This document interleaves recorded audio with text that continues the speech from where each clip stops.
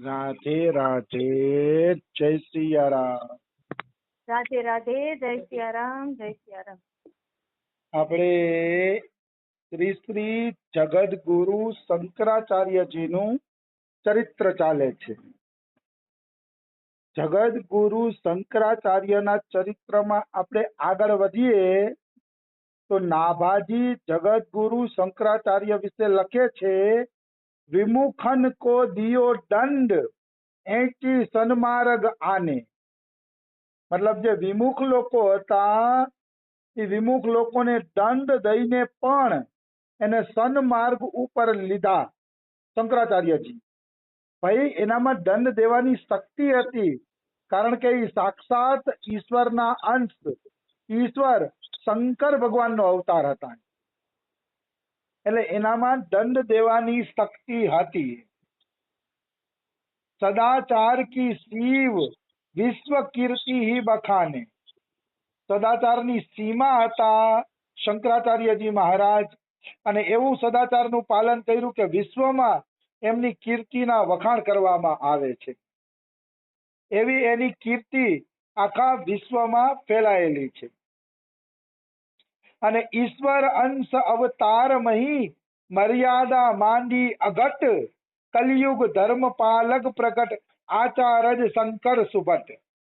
અહીંયા એને ઈશ્વર અંશ કીધા કે ઈશ્વરના અંશ જ શંકરાચાર્યજી છે અને ધરતી ઉપર આવ્યા છે.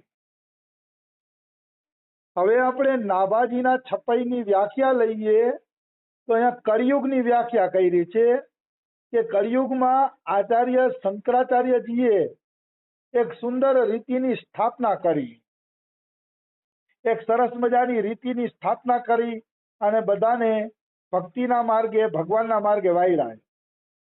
નહીતર કલયુગ અધર્મનો મિત્ર છે. ભાગવતના મહાત્મ્યમાં પહેલા અધ્યાયમાં 30મો શ્લોક છે, કલીના અધર્મ મિત્રેણ ધૈર્યમ બાધિતા અધુના. આવો સંસ્કૃતમાં શ્લોક આવે છે કે આ અધર્મ છે ને એ કળિયુગનો મિત્ર છે. કળિયુગ અધર્મનો મિત્ર છે, બે એકબીજાના મિત્ર છે અને એકબીજાને ટેકો આપી અને અધર્મ વધારી રહ્યા છે. મતલબ તમે અધર્મનું કામ કરો છો તો માનવાનું કે કળિયુગ હારે મિત્રતા કરો છો, અને કળિયુગ હારે મિત્રતા છે એના લક્ષણ એ છે કે તમે અધર્મી છો. કળિયુગ અને અધર્મ મિત્ર છે, એટલે ધર્મનું કોઈ પાલન કરતું હોય તો બરોબર છે, નહીતર બધું બેકાર છે. સનકાદી ઋષિઓ નારદજીને કહે છે કે અત્યારે પૃથ્વી ઉપર અધર્મનો મિત્ર કળિયુગ બની ગયો છે. સનકાદિક અને નારદજીનો ભેટો થાય છે બદ્રિકાશ્રમમાં. ત્યારે સનકાદિક લોકો નારદજીને આ વાત બતાવે છે. એક મજેદાર વાત એ છે કે બદ્રિકાશ્રમની અંદર નારદજી અને સનકાદિકનો ભેટો થયો ત્યારે નારદજી એમ કહે છે કે ભક્તિ દેવીના ઘરડા દીકરાઓને યુવાન કઈ રીતે બનાવવા. ત્યારે સનકાદિકોએ કીધું કે ભાગવતની કથા કરો, ભાગવતની કથા કરશો તો એમના દીકરા યુવાન બની જશે ભક્તિ દેવીના. અને જ્યાં એ ચર્ચા થઈ એ તીર્થધામ અમારા વ્રજ ભૂમિની અંદર જટેરી ધામ તરીકે ઓળખાય છે. જટેરી ધામ એટલા માટે કહેવાય છે કે અહીંયા બદ્રી નારાયણની જટા છે. બદ્રી નારાયણ વાસ્તવમાં બહુ મોટી જટા રાખે છે. એ જટા જ્યાં પહોંચ્યા ને અહીંયા જટેરી ગામ છે. આજે પણ અમારા વ્રજમાં છે, બહુ મલુક ગામ છે જટેરી ધામ. તો એ જે જટેરી છે ત્યાં અમે દર્શન કરવા ગયા હતા. તો એ દર્શન કરવા ગયા ને તો નારદજી અને સનકાદિકની જે વાતચીત થાય છે બદ્રિકાશ્રમમાં, એ બદ્રિકાશ્રમ અહીંયા બનાવેલો છે જટેરી ધામમાં. કાયદેસર પર્વત ઉપર સરસ મજાની નારદ સનકાદિકની વાત થાય એવું સુંદર મંદિર બનાવેલું છે, અતિ દિવ્ય. એનું કારણ છે જટેરી ધામમાં એ મંદિર એટલે છે કે 4 ધામ જયારે વ્રજમાં આવતા હતા ત્યારે જટેરી ધામે પણ કીધું, બદ્રિકાશ્રમે પણ કીધું કે અમારે વ્રજભૂમિમાં વાસ જોઈશે. એટલે બદ્રીનાથ ધામ અહીંયા આવ્યું તો એની સાથે સાથે નારદ અને સનકની જે વાતચીત થઈ એ જગ્યા પણ વ્રજભૂમિમાં આવી ગઈ. હા એટલે આ રીતે વ્રજભૂમિમાં બધાય બદ્રિકાશ્રમના તીર્થો વ્રજભૂમિની અંદર જોવા મળે છે. હા તો કળિયુગ વધે છે એના લક્ષણ શું છે? હા તો એક સરસ મજાના કવિ કહે છે કે કળિયુગ વધે એના લક્ષણ આ છે: દયા સ્વર્ગ ઉઠી ગઈ, ધર્મ ધસી ગયો ધરની મેં. દયા છે એ સ્વર્ગમાં વહી ગઈ છે અને ધર્મ ધરતીની અંદર ધસી ગયો છે. કે મતલબ ધરતી ઉપર હવે દયા અને ધર્મ જોવા મળતો નથી. હા દયા અને ધર્મ હવે ધરતી ઉપર જોવા મળતા નથી. અને પુણ્ય ગયો પાતાલ, પાપ ભયો વરણ વરણ મેં. મતલબ એક એક વર્ણ હવે પાપમાં ડૂબી ગયું છે. પુણ્ય કોઈ કરતું નથી, કારણ કે પુણ્ય છે ને એ પાતાલમાં વયું ગયું છે. આવી વસ્તુ છે. પ્રીતિ રીતિ સબ ગઈ, બેર ભયો ઘર ઘર ભારી. પ્રેમ પ્રીત નીકળી ગઈ છે અને ઘર ઘરમાં વેર થઈ ગયું છે. આપની આપની પરી જીતે જગમે નર નારી. જગમાં જેટલા નર નારી છે એને પોતાની જ પડી છે, બીજાના દુઃખની હવે કોઈ ચિંતા કરતું નથી. આ રીતે કળિયુગે ચારે તરફથી માણસને ઘેરી લીધો છે. ખરેખર કળિયુગ છે એ ઘેરે છે એમાં કોઈ શંકા નથી. તો કે આવા કળિયુગની અંદર ધર્મની રક્ષા કેવી રીતે થશે? તો કે ભગવાને ગીતાજીમાં સ્પષ્ટ કીધું છે, યદા યદા હિ ધર્મસ્ય ગ્લાનિર્ભવતિ ભારત અભ્યુત્થાનમ ન ધર્મસ્ય તદાત્માનમ સૃજામ્યહમ. ભગવાને ગીતાજીની અંદર કીધું છે કે જ્યારે જ્યારે ધર્મની હાનિ થશે ત્યારે હું અવતાર લઈશ અને અવતાર લઈને ધર્મની રક્ષા કરીશ. એટલે જ શિવજી શંકરાચાર્યના રૂપમાં આવ્યા અને ધર્મની રક્ષા કરી. અને એને આચાર્ય કીધા. આચાર્ય એટલા માટે કીધા કે એક આચાર્ય છે ને રેલગાડી જેવા હોય છે. આચાર્યનું કામ રેલગાડી જેવું છે. એ એવું એન્જિન છે કે એને જેટલા ડબ્બા જોડી દો ને એ બધાય ડબ્બાને એ લક્ષ્ય ઉપર પહોંચાડી દે છે. એમ શંકરાચાર્ય એવા આચાર્ય હતા કે જે લોકો એની હારે જોડાઈ ગયા એનો બધાયનો ઉદ્ધાર થઈ ગયો અને બધાય ભગવાનનું ધામ પહોંચી ગયા. બધા લોકો ભગવાનના ધામમાં પહોંચી જાય છે. જૈસે इंजन अपने जुड़े हुए डब्बे को, પછી ઇન્જનમાં તમે ખરાબ ડબ્બો જોઈડો સારો ડબ્બો જોઈડો એનાથી કોઈ મતલબ નથી. સારો ડબ્બો જોડો કે ખરાબ ડબ્બો જોડો એનાથી કઈ મતલબ નથી. પણ ઇન્જિન હારે જે ડબ્બા જોડાઈ જાય ને પહોંચી જાય છે, નિશ્ચિત પહોંચી જાય છે. એમાં કોઈ એટલે કોઈ પણ પ્રકારની શંકા નથી. એવી રીતે જે આચાર્ય હારે જોડાઈ જાય કે ભક્ત હારે જોડાઈ જાય છે એના ડબ્બા અવશ્ય મંજિલે પહોંચી જાય છે. પછી ભલે થોડું ઘણું એનું ભજન ઓછા આપવું હોય, પણ એ ડબ્બો જોડાઈ ગયો તો એ ભવસાગર પાર થઈ જ ગયા. એમાં કોઈ એટલે કોઈ શંકા નથી. એટલે ગુરુ હોવા જોઈએ, સંતનો આશ્રય હોવો જોઈએ. જો એ નથી તો ભગવત પ્રાપ્તિ થોડી કઠિન પડશે. ન થાય એમ તો ન કહી શકાય. ભગવાન ક્યારે કોના ઉપર કૃપા કરે કઈ કહી શકાતું નથી, પણ કઠિન તો અવશ્ય પડે છે. જો કોઈ વ્યક્તિ સંતનો આશ્રય નથી લેતા તો એને ભગવત પ્રાપ્તિ થોડી કઠિન તો અવશ્ય પડશે. કારણ કે એક વાક્ય આવે છે, ગુરુ બિનુ ભવનિધિ તરઈ ન કોઈ, જો વિરંચી શંકર સમ હોય. બ્રહ્મા અને શંકર જેવા હોય તો પણ જો ઈ ભગવાનની ભક્તિ નથી કરતા કે ગુરુ નથી કે માર્ગદર્શન નથી તો એ પહોંચી નથી શકતા. પહોંચવું એના માટે મુશ્કેલ બની જશે. આવી વસ્તુ છે.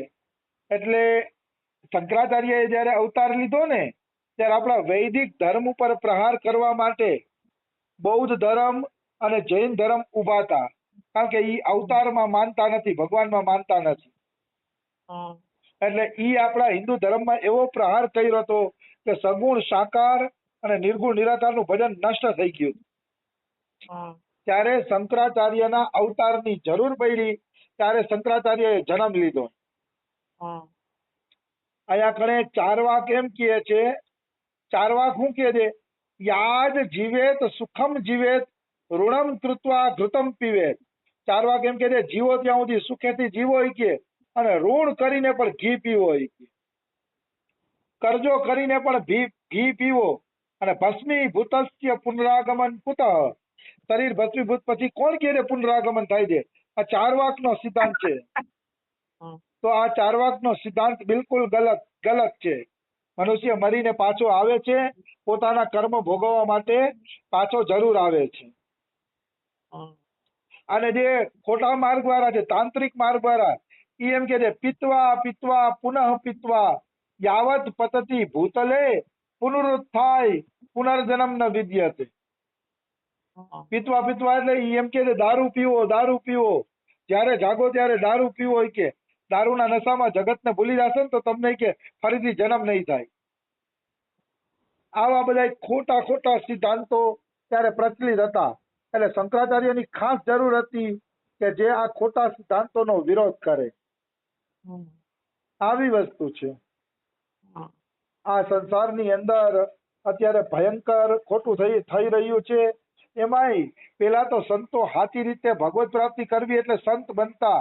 હવે તો બધાને ખબર પડી ગઈ છે કે ભાગવત કથાકાર બની ગયા એટલે પૈસા અને પ્રતિષ્ઠા બે વસ્તુ મળશે. એટલે કોઈ ભાગવત કથા વાળા વધી પડ્યા છે, વાત ના પૂછો. વૃંદાવનમાં તો ભાગવત કથાના કેન્દ્રો હાલે છે. શું કામ આવું બધું થાય છે? તો કે બધાને ખબર છે કે આમાં પૈસો ને પ્રસિદ્ધિ મળવાની છે. એટલે આ બધું તંત્ર આખું બગડી ગયું છે. પેલા સંત માણસ ત્યારે બનતા ત્યારે ભગવાનની ચાહના જાગતી, ભગવાનને મેળવી લેવાની ચાહના જાગતી, ત્યારે સંતો બનતા. આવી વસ્તુ છે. પણ શંકરાચાર્યએ આ બધા સામે લડાઈ કરી, અને લડાઈ કરીને બધાને સારા માર્ગે વાળ્યા. તો અહીંયા એક ઉદાહરણ આપ્યું છે કે કોઈ ક્યારેક વડીને પણ સારા માર્ગે વાળો, કે બીવડાવીને પણ સારા માર્ગે વાળો ને તો તમને દોષ નથી લાગતો. એનું એક અહીંયા દ્રષ્ટાંત આપ્યું છે કે એક નગરની અંદર એક શેઠ રહેતા હતા, અને શેઠને બહુ મોટી દુકાન હતી, મોટો બધો વેપાર હતો શેઠજીનો. તો એક સંતે અહીંયા અવાજ લગાડી, જય જય શ્રી રાધેશ્યામ સીતારામ અવાજ લગાડી, પણ શેઠે એને કઈ આપ્યું નહીં. શેઠ એને કઈ સંતને આપતા નથી, અને સંતે પણ નક્કી કર્યું હતું કે આપે નહીં ત્યાં સુધી જાવું નથી. તો જય જય સીતારામ સીતારામ કરતા હતા ને, તો શેઠ કે અરે મુનિમજી આને કઈક દોકડો આપી દો એટલે આપણું માથું ન ખાય. તો સંત કે ભાઈ હું પૈસા લેવા નથી આવ્યો, હું તો તને સાવચેત કરવા આવ્યો હતો કે અઠવાડિયામાં તારું મૃત્યુ છે. કે જે કઈ દાન પુण्य કરવું લેવું હોય, ભક્તિ ભજન કરી લેવું હોય કરી લે, અઠવાડિયામાં તારું મૃત્યુ છે. પછી તારા હાથમાંથી કલમ છૂટી ગઈ. શેઠ તો ધ્રુજવા માંડ્યો અને કહે છે કે આમાંથી બચવાનો કોઈ ઉપાય? તો કે ભજન કર, કથા કીર્તન કર અને સાધુ સંતોની સેવા કર, તો તું બચી જઈશ, નકર નહીં બચ. તો ઓલાએ 7 દી સુધી કથા કીર્તન કર્યા, સાધુ સેવા કરી, સાધુને જમાડ્યા અને ખૂબ કથા કીર્તનનો આનંદ વર્ષા કરી. 7 દિવસ પછી મર્યો નહીં. મર્યો નહીં એટલે સંતે કીધું કે જોયું ને, કથા કીર્તનના પ્રભાવથી તું બચી ગયો. પછી તો ઓલો શેઠ ભગત બની ગયો, દીક્ષા લઈ લીધી ને ભક્તિ કરવા માંડ્યો. પણ આગળ જતા સંતે કીધું ભાઈ 7 દીમાં તારું મૃત્યુ નહોતું, પણ હું તને બીવડાવીને આ માર્ગે લેવા માંગતો હતો એટલે તને બીવડાવ્યો હતો. પણ પછી તો શેઠને ભક્તિનો ચસ્કો લાગી ગયો હતો, એટલે પછી એને ભક્તિ ક્યારેય છોડી નહીં. તો આવી વાત છે. એટલે કહેવાનો ભાવ શું છે, ક્યારેક ક્યારેક બીવડાવીને ભક્તિના માર્ગે જીવોને વાળવા પડે, કારણ કે નકર જીવોને ભક્તિ કરવી જ નથી. એટલે શંકરાચાર્યએ ઘણાને દંડ આપીને પણ ભક્તિના માર્ગે વાળ્યા, કારણ કે શંકરાચાર્યને ખબર હતી કે નકર જીવને તો ભક્તિ કરવી જ નથી. અને શંકરાચાર્ય દંડ આપી પણ શકે, કારણ કે એ આચાર્ય હતા, અને આચાર્યમાં એટલી તાકાત હોય છે કે એ દંડ આપીને પણ ભક્તોને ભક્તિના માર્ગે વાળી શકે. આવી વસ્તુ છે. એન કેન પ્રકારે મનઃ કૃષ્ણ નિવેશ્યત, કોઈ પણ પ્રકારે ભગવાનમાં મન લાગે ને એવો પ્રયત્ન મનુષ્યએ કરવો જોઈએ, અને એ પ્રયત્ન શંકરાચાર્યજીએ કર્યો. એટલા માટે શંકરાચાર્યજી આચાર્ય કહેવાળા. તો બીજું આપણે ચરિત્ર કાલે લેશું. આજે સમય થઈ ગયો છે. રાધે રાધે, જય સિયારામ. રાધે રાધે.